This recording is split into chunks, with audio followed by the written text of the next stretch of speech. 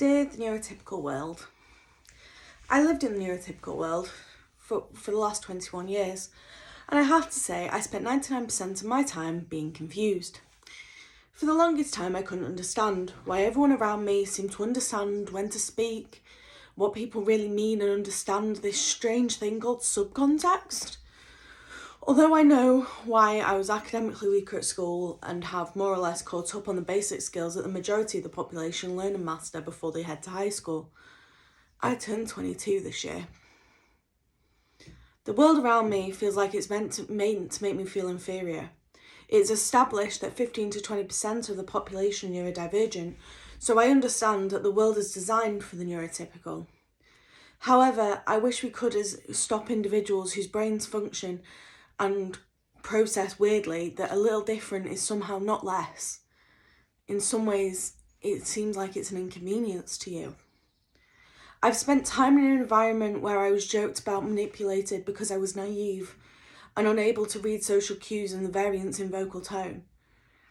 I wish the neurotypical or so-called normal population could understand that when someone is unaware of social convention, vocal tones, read slower, take longer to process information, doesn't mean someone isn't trying.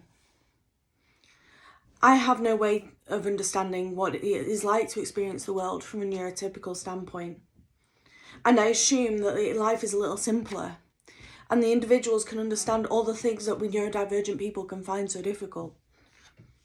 I appreciate that not everyone will understand what I'm going to tell you, but it seems off-centre. But there are a few things that a neurodivergent person I really wish the rest of the world could understand. Please don't assume, if someone isn't making eye contact, that doesn't mean that we're not paying attention, caring about what you're saying. It's simply that making eye contact can be overwhelming and physically painful. If someone is shaking, making funny noises, fiddling with something, it's not a sign of boredom or distress or being distracted. It's a sign of the person not being able to focus entirely on what you're saying and what you're asking them to do. The fidgeting allows them to do so. Please be aware that of individuals sticking to a routine, it's not them being boring, it's not it's them trying to cope with the world around them that can seem so overwhelming. That if they don't stick to that routine, their entire world feels like it's falling apart. A meltdown isn't a sign of bad behaviour or a so-called tantrum. It's a sign of being completely overwhelmed by emotion, sensation and environment around them. It's not because the individual didn't get their way.